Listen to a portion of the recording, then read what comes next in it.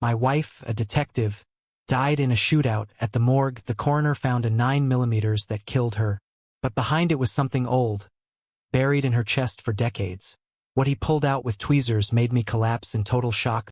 They told me my wife died a hero. That's what the detective said when he called at 2:43 a.m. His voice was calm, rehearsed, like he'd made that same call 100 times before. Officer killed in the line of duty, he said. A tragic shootout during a raid. Her name was Elena Ward, and she'd been my wife for 8 years. She was steady, disciplined, and careful in everything she did. The kind of cop who double-checked her partner's safety clip and still texted me home soon before leaving a scene. But that night, she didn't come home.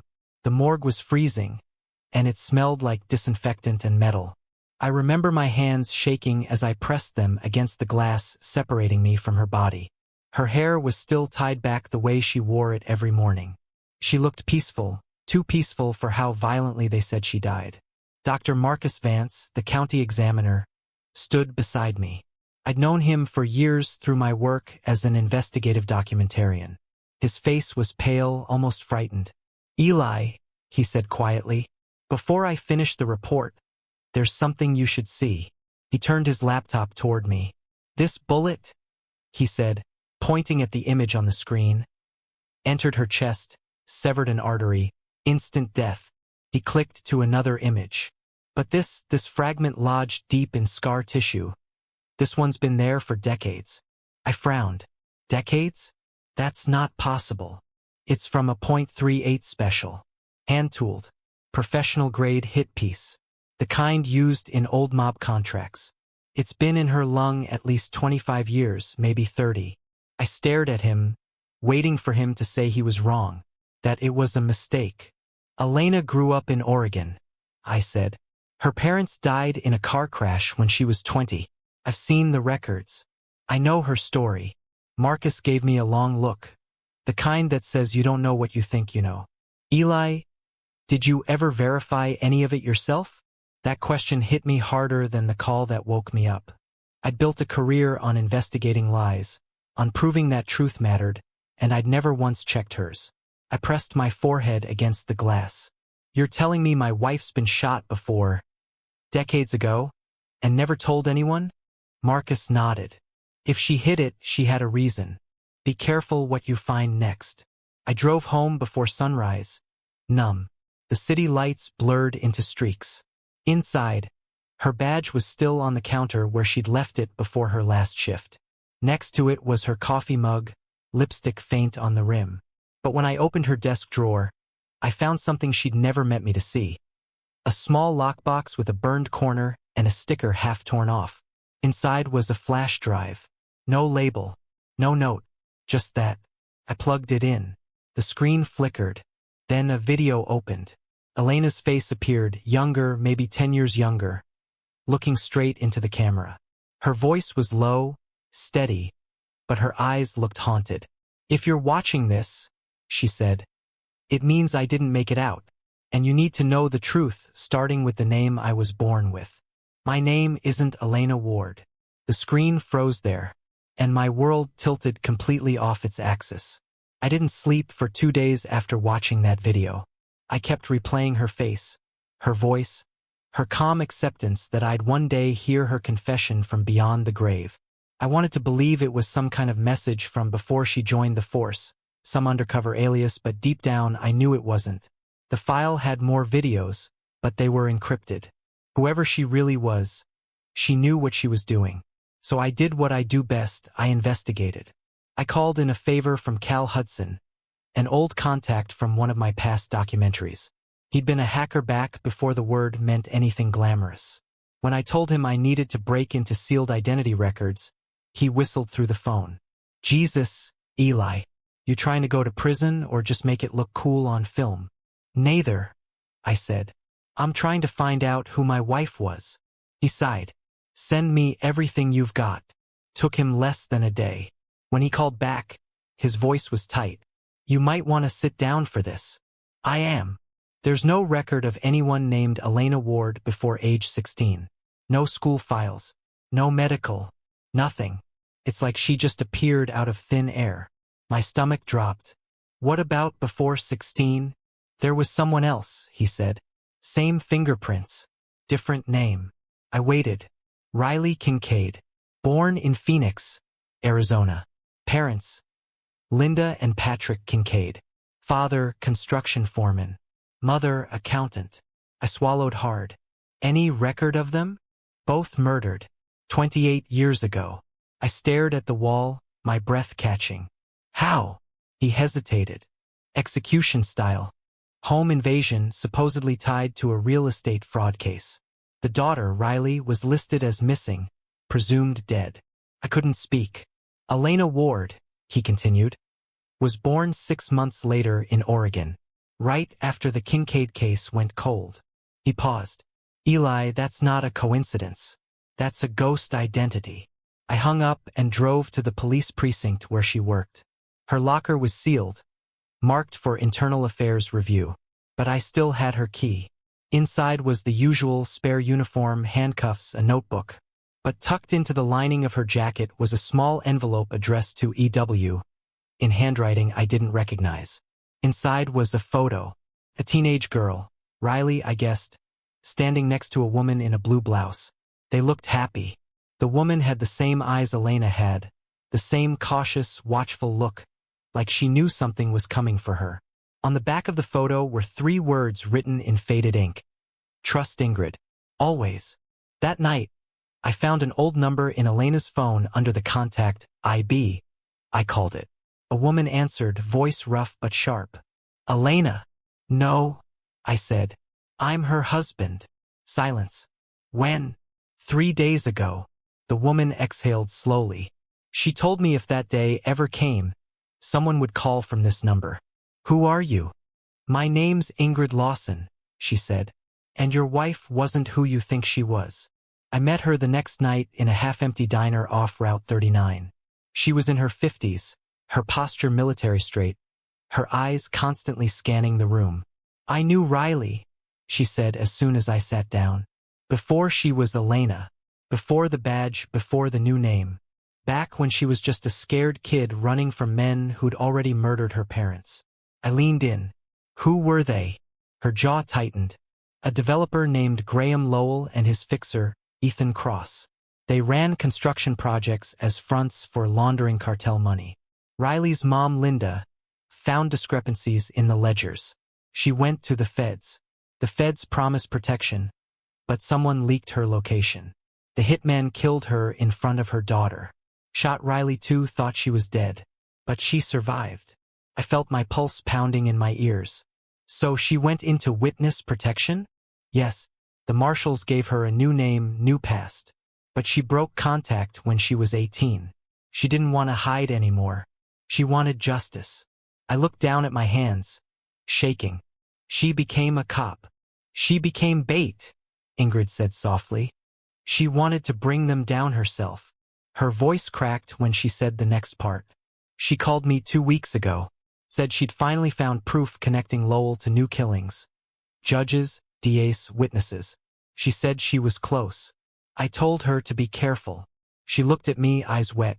And now she's dead, isn't she? I nodded. Ingrid took a deep breath and slid a USB across the table. She sent me this the night before she died. Said if anything happened, give it to you. She trusted you more than anyone.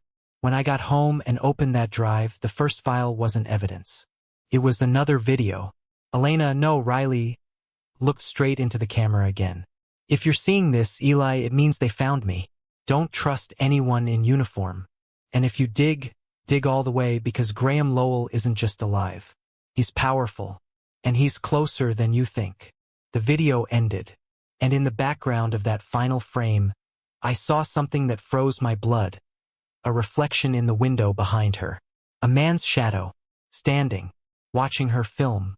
After that second video, something in me switched. I stopped grieving and started hunting. I'd spent 15 years exposing other people's lies. But this time it was personal. Elena, or Riley, had been hiding from killers her whole life, and the bastards had finally caught up. I cleared out my home office and rebuilt it into a war room. Corkboards, printouts, string lines, screenshots. I dug into Graham Lowell, the developer turned kingmaker who'd somehow survived decades of rumors without a single charge sticking.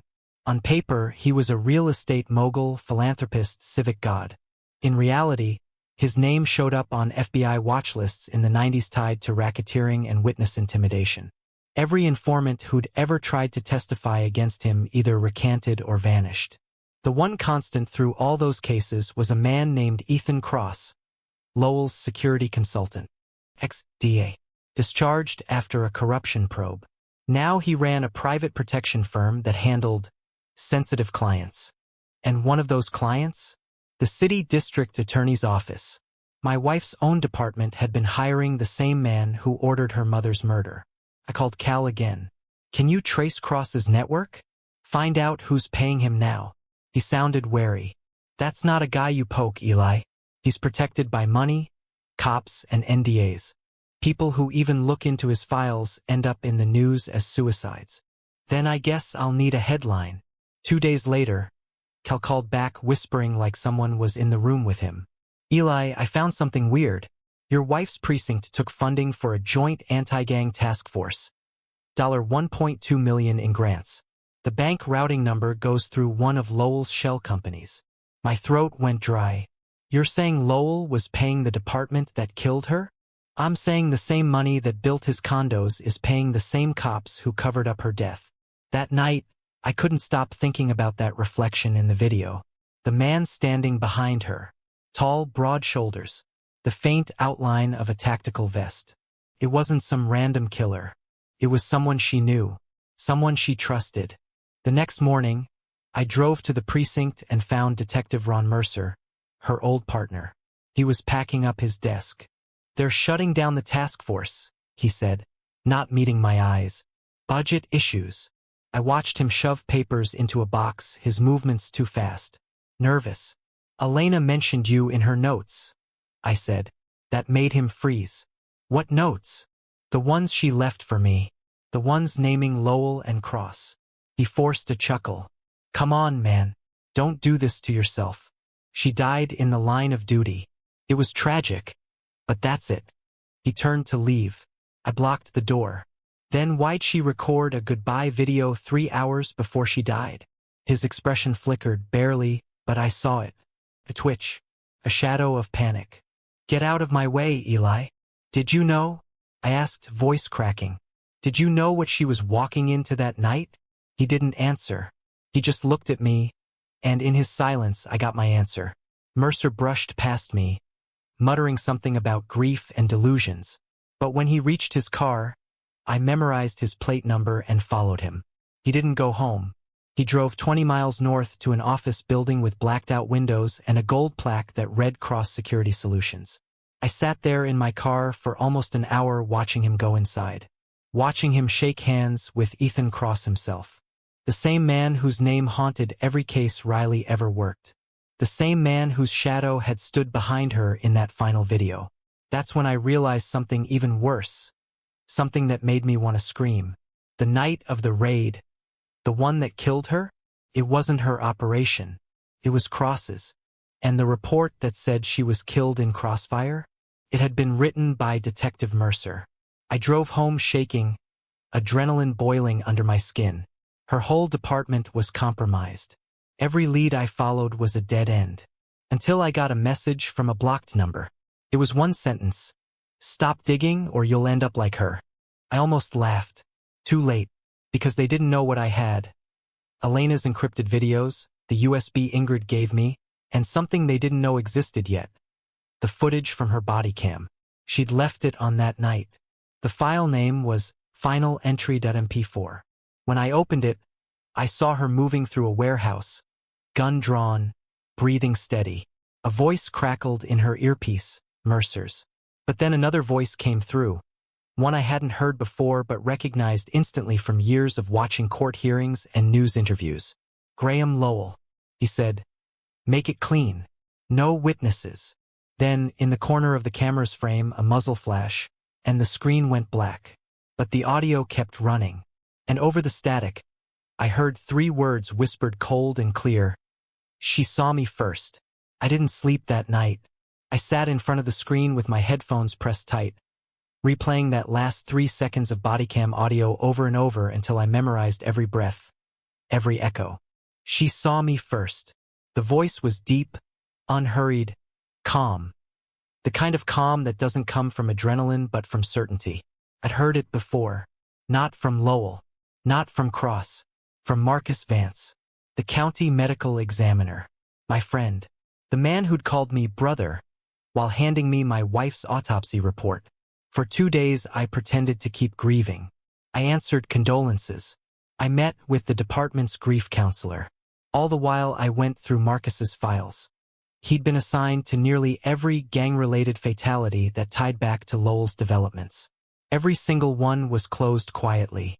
He wasn't just part of the cover-up, he was controlling it.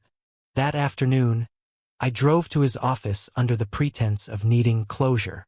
He greeted me with the same sympathetic look he always used on victims' families. I wanted to tear it off his face. "Marcus," I said, "I keep thinking about that old bullet you found in her chest. You ever figure out where it came from?" He smiled faintly. "Old mob hardware. Probably before her time." I leaned forward. "You're sure it's not tied to Graham Lowell's people?" His expression barely changed, but his hand froze for a second above his desk. "Why would you ask that?" "I've been digging. About her past. About who she really was." Silence. "Riley Kincaid," I said. That made him look up. His eyes went flat, the professional mask dropping away like glass cracking. "You don't know what you're playing with," he said quietly. "I know she was murdered." He exhaled through his nose. "Everyone who's chased that truth ended up buried. You think you're different because you have a camera? I think I'm different because I've already got her files. That did it." He stood, pacing slowly, hands behind his back like a teacher about to scold a child. "You should have left it alone, Eli. You're not supposed to see the strings. That's what keeps the city running." "Did you kill her?" I asked. He stopped walking. For a second I thought he might lie. Then he laughed, low and almost gentle. "No. I just made sure the story matched what it needed to be." I reached for my phone, hit record. "Say that again." He smiled wider. "You're not leaving here with that phone." Before I could react, he pressed a button under his desk. The lights flicked, a door clicked behind me, and 2 men walked in, both wearing cross-security jackets. "Dr. Vance," one said. "You want this handled quiet?" Vance looked at me. "Mr. Lowell doesn't like messes." My body moved before my brain did. I lunged for the desk, grabbed the stapler, and hurled it into Vance's face. He shouted, blood streaming from his nose. I crashed through the door before the guards could grab me, sprinting down the hall, shoving through the exit into the parking lot. Bullets cracked behind me. One shattered a window inches from my head.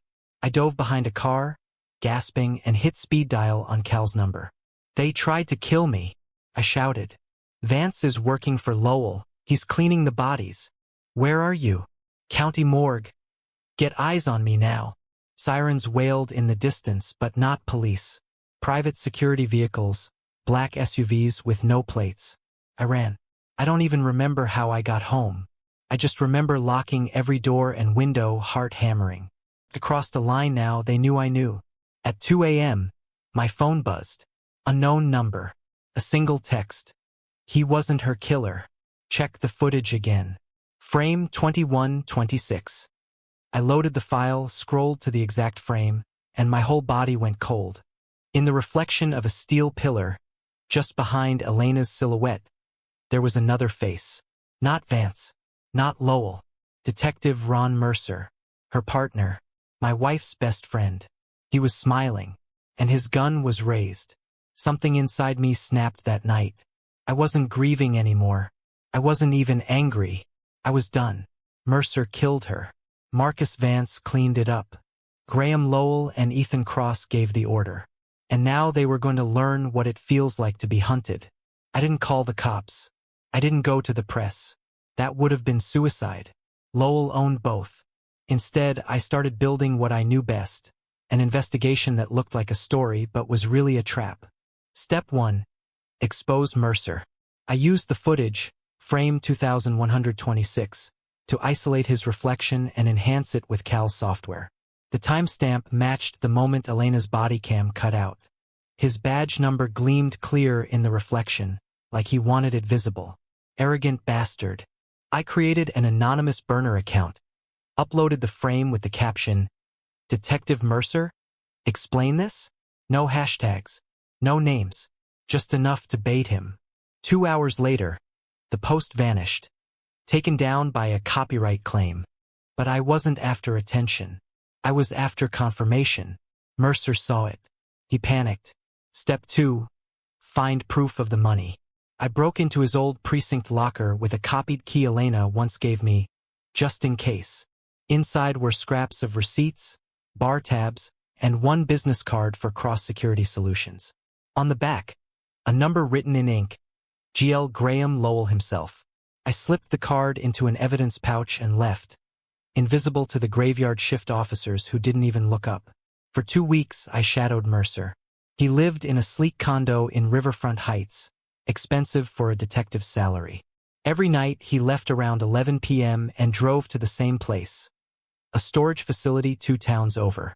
He always stayed 15 minutes, never longer. I had a theory. That's where Cross paid him. So I called in another favor. A guy named Rory Sneed, former Marine, now tech contractor. We'd worked together on a corruption expose years back. He owed me. I told him I needed eyes inside that storage unit. Quiet, no cops, no trace. He hesitated only once. "You're not planning something stupid, are you, Eli?" "I'm planning something necessary." Rory smiled grimly. "Then I'm in." 2 nights later, we broke in. The security was pro-level, but Rory was better.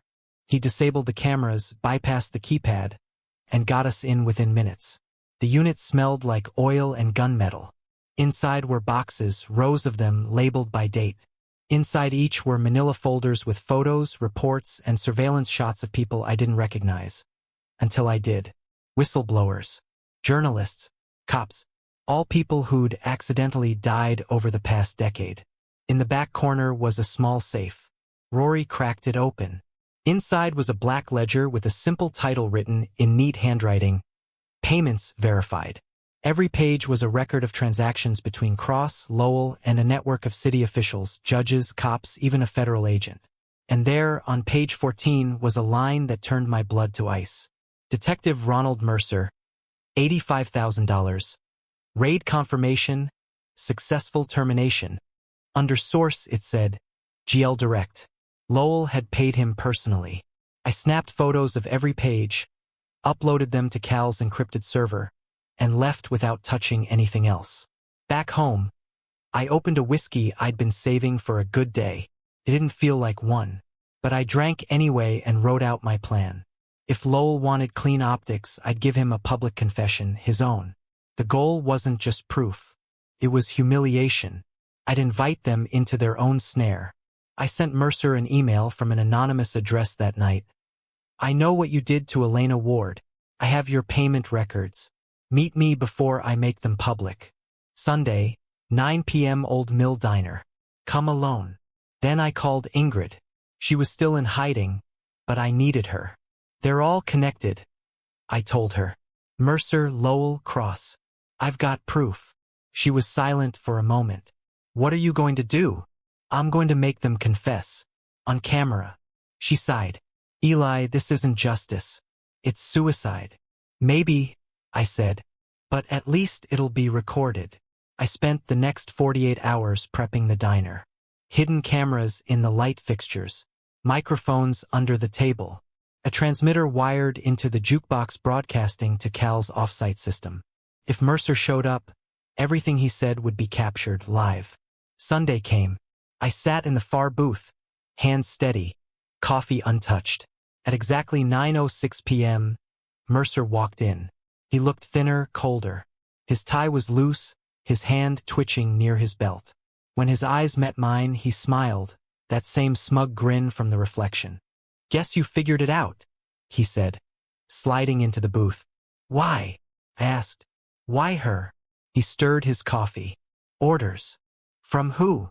He looked up, eyes flat. From the man sitting in the black SUV outside. I froze. He leaned closer, whispering, "He's watching this entire conversation, and if I don't walk out in 10 minutes, they'll kill both of us." The words hit like a punch. "The man in the SUV?" I asked, trying to keep my voice steady. Mercer nodded. "Black Cadillac. Tinted windows. Been parked there since you walked in." I didn't have to look. I already knew who drove black Cadillacs. Lowell. But Mercer's next words turned everything upside down. "That's not Lowell's car," he said. "It's Vance's. The same Marcus Vance I'd seen covering up my wife's autopsy. The same man who'd smiled in my face and told me to be careful what I uncover." Mercer leaned forward, voice low. "You think I killed Elena?" "I didn't. I was supposed to take her in alive. It was Vance who ordered the shot." I stared at him, disgust twisting in my gut. "You were there. You pointed a gun at her." He swallowed hard. "I had to make it look real. She drew first. Thought I was turning on her. Vance's man fired before I could stop him. I swear to God, Eli, I didn't pull the trigger." He slid a flash drive across the table. "That's the body cam feed you haven't seen. She recorded everything, even the command channel. You'll hear his voice. Vance." I didn't move. I didn't want to touch it. My pulse was pounding so hard it hurt. "You expect me to believe you?" Mercer gave a weak smile. "I don't care if you believe me. Just watch it before you get yourself killed." He stood up to leave. "You've got about 10 seconds before he sends his cleanup crew." Then he walked out, calm, steady, like a man walking to his own execution. Through the window, I saw him reach the curb. The black Cadillac's headlights flicked on. He opened his mouth, maybe to shout something, and then the car door cracked open just enough for a silencer's flash. Mercer dropped to the ground. I froze. People in the diner screamed. I ducked under the booth, grabbing the flash drive, heart hammering, ears ringing. By the time I crawled to the window, the Cadillac was gone. Back in my car, I shoved the drive into my laptop, trembling. The file was encrypted, but Cal cracked it remotely within minutes. "Jesus," he whispered through the headset as the footage played. It started like the one I already had. Elena moving through the warehouse, flashlight shaking. Then a second audio channel kicked in, the command frequency. Marcus Vance's voice came through clear. "Target confirmed. Kincaid's cover is burned. Execute." "Sir, she's LAPD." Mercer's voice protested. "Not anymore. Clean it. Make it look like Crossfire." Then came the gunshot. The one that ended everything. And after that, a second voice. Low, cold, unmistakable. "Tell Graham it's done. Ethan Cross." My wife's death wasn't an accident.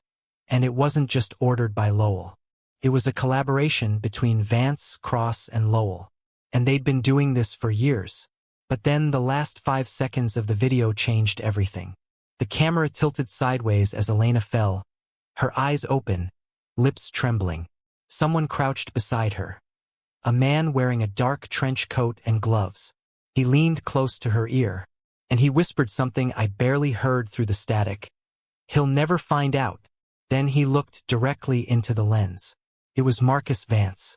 But standing behind him, barely visible in the shadows, was another face. Ingrid Lawson. The woman who'd told me she was my wife's ally. The woman who gave me the USB. The woman I'd trusted. I paused the frame, zoomed in. Her expression wasn't shock or grief. It was satisfaction. I called Cal. "She was there," I said. "Ingrid was at the warehouse. She watched Elena die." He didn't answer for a second. Then, quietly, "Eli, I think you should see something." He sent me a file, a bank record. Offshore transfers linked to Cross Security. The recipient's name? Lawson Consulting. Over $600,000 wired over 5 years. Confidential witness coordination. "Cal?" I whispered. "She played me." "Worse," he said. "She's been playing all of you. She's Cross's handler. She's the one who recruits and controls witnesses under fake names." And suddenly it all made sense. She'd known Riley before she was Elena. She'd been helping her hide. She wasn't protecting my wife. She was managing her, keeping her contained, controlled, and finally eliminated when she got too close to the truth. I felt my throat tighten. She used me to find the rest of the evidence. Exactly. You were the cleanup, Eli. I stared at the drive in my hand. Everything I'd uncovered, every risk I'd taken. She'd let it happen so I'd flush out Vance and Lowell for her. And now that I had... The phone vibrated. Unknown number. I answered. Ingrid's voice came through soft and calm. You've done well, Eli. Now stop digging. You've given us everything we needed. You used her, I said. You used my wife to get to Lowell. She was compromised, Ingrid said flatly. She couldn't be trusted. You, on the other hand, have proven quite useful. My chest burned. I'm coming for you, she chuckled. No, Eli. You're going to help me one last time. Click. The line went dead. And a second later, my laptop screen went black. Every file, every photo, every recording, wiped clean. Then a new message appeared in white text across the screen. You have 24 hours to bring us the ledger. They'd hacked me. They knew about the black book. And suddenly I realized they didn't just want to destroy evidence. They wanted me. For years I told myself villains killed for money, power, fear, something you could measure. But Ingrid Lawson? She killed for control. After that call, I drove all night, headlights cutting through empty backroads until dawn hit. My laptop was dead, my phone cloned, my files gone. The only thing left was the ledger, the one thing they still needed. And that was my leverage. So I stopped running. I started digging again, this time not into Lowell or Cross, but into her. Kel pulled up everything he could find on Ingrid before she scrubbed her past. She wasn't some random ally who'd helped my wife. She'd been Special Agent Ingrid Lawson, Federal Witness Protection Division. 20 years ago, she handled high-risk federal assets. Her record was flawless until a teenager under her protection disappeared. Riley Kincaid. My wife. Ingrid was the one who moved her after her mother's murder. The one who built her new identity. The one who taught her how to disappear. And the one who let Graham Lowell buy her. I went to Marcus Vance's lake house, the one I found listed in the ledger under his initials and an address that didn't exist in public records. The place was empty, sterile. A second home for secret meetings. I found a cabinet filled with old tapes labeled Witness Rehabilitation Files. One of them said, RK-17. When I played it, my wife's voice filled the room. Younger. Shaky. I don't want to go. I want to stay with Ingrid. Then Ingrid's voice, calm and cold. You can't, Riley. You're an asset now. You're valuable. And assets don't get to choose. I paused it there, feeling my stomach twist. She'd never been protecting Riley. She'd been conditioning her. Ingrid had taken my wife's trauma and turned it into leverage. She'd raised her like a project, training her to be loyal, compliant, obedient. When Riley became Detective Elena Ward, she didn't just escape witness protection. She escaped Ingrid, and Ingrid couldn't let that happen. I called Cal again, voice hoarse. She sold Riley out, didn't she? He hesitated. Yeah. The old DOJ financial audits show untraceable payments into Lawson's accounts starting the same month Riley left protection. Asset retrieval bonuses. Lowell's companies made those payments. She was selling witnesses? Selling them, silencing them, trading them like inventory. She fed Lowell the names of every person under protection who could threaten his empire. And Riley, I whispered. She was supposed to stay buried. She came back, became a cop, started digging. Ingrid had no choice but to cut her loose before she exposed the system. No choice. That phrase kept echoing. Like my wife had been some kind of malfunctioning device Ingrid had to discard. That night, my phone buzzed again. Private number. I answered. Ingrid's voice came through, crisp, unhurried. I see you've been busy, Eli. You murdered her, I said. She got herself killed. She couldn't follow orders. She couldn't stay hidden. You think this world runs on justice and grief? It runs on leverage. And she gave hers up when she fell in love with you.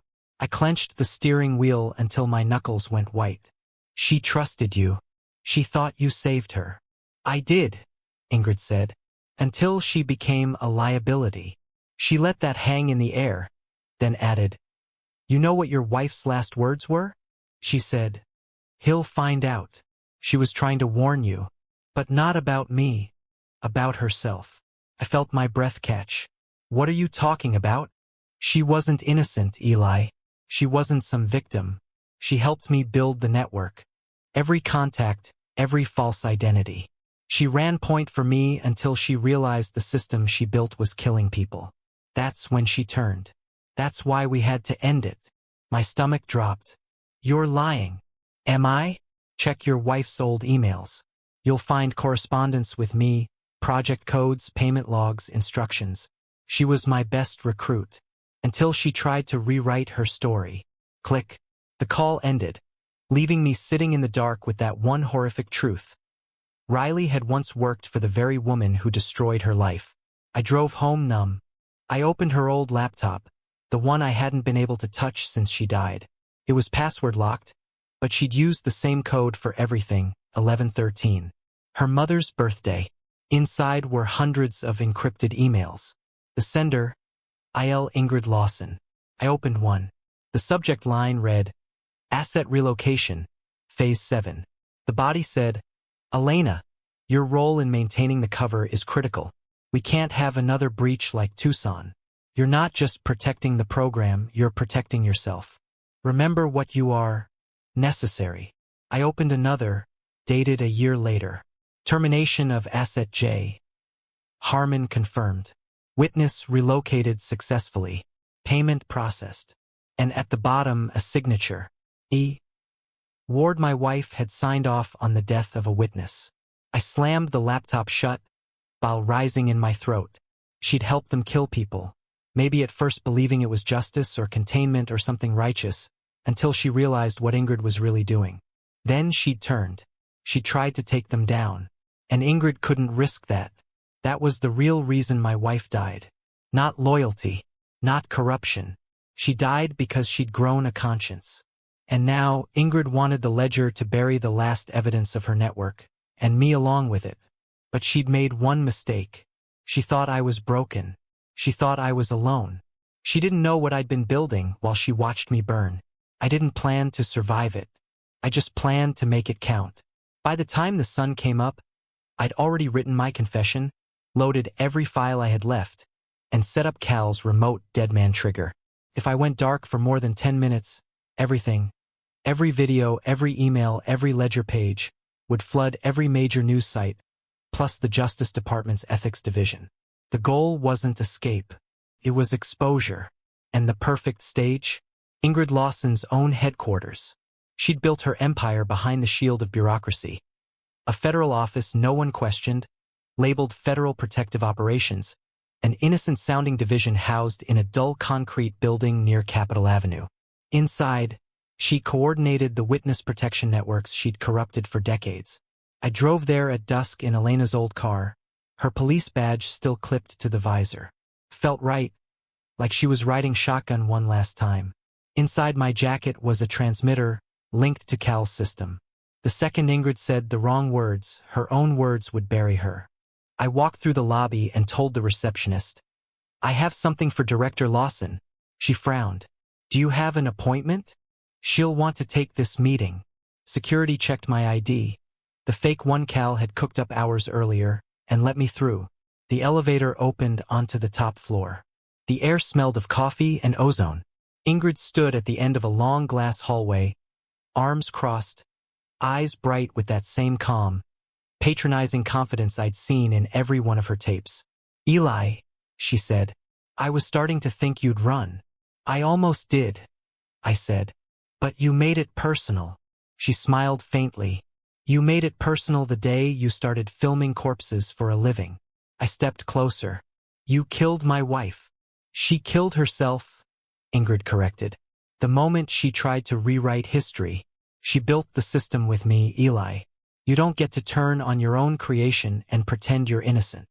Her words came out smooth, detached, like a surgeon explaining an autopsy. You sold witnesses, I said. You turned protection into blackmail. And when Riley wanted out, you shot her. Ingrid's jaw tightened. I didn't pull the trigger. I authorized it.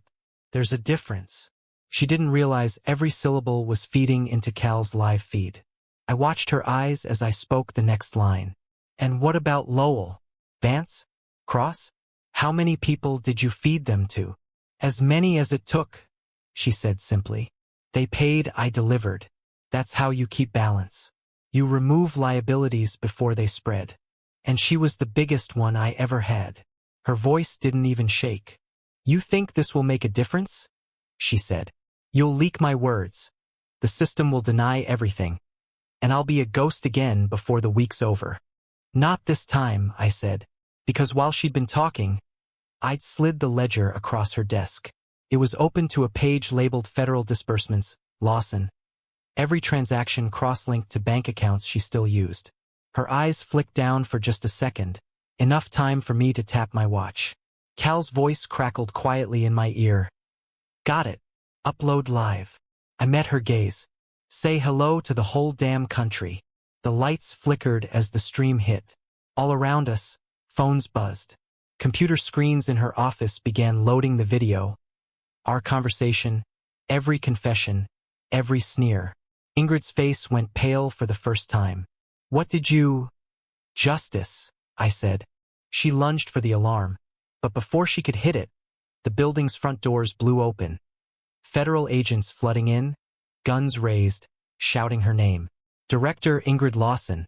Step away from the desk. For the first time, she looked small. She held up her hands, still trying to keep that controlled tone. You have no jurisdiction. Actually, said the lead agent. We do now, courtesy of your own voice on live broadcast. They cuffed her, reading her rights. She didn't look at me once as they dragged her out. She just muttered, almost to herself. She never should have trusted you. Maybe she was right. 2 months later, she was indicted on 23 counts. Conspiracy, racketeering, murder for hire, obstruction, and treason. Lowell and Cross went down with her. Vance turned himself in after the evidence hit. The entire Witness Protection Division was gutted and rebuilt from scratch. Elena's name, Riley Kincaid, was cleared publicly. They called her a hero who tried to blow the whistle before they silenced her. I stood at her grave again. Same wind, same quiet. The headstone now read, Riley Kincaid Ward, daughter. Detective.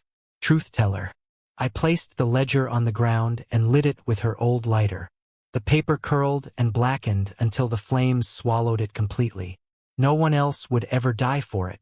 As the ashes scattered, I whispered, It's over. Then, softer, I finished what you started. For the first time in months, I felt her absence like air instead of pain. When I got back to the car, my phone buzzed. A message from Cal. It's trending. You broke the whole system. I stared at the screen, watching the words blur. Then I typed back, No, she did. I drove away as the sun broke over the city. Golden light cutting through blue morning haze. The same kind of light she used to love. And as it hit my face, I couldn't help but laugh once, quietly, because after all the blood, all the lies, and all the pain, the last words I'd ever said to her were still true. You were right, Elena. The truth always wins. It just takes someone crazy enough to burn for it.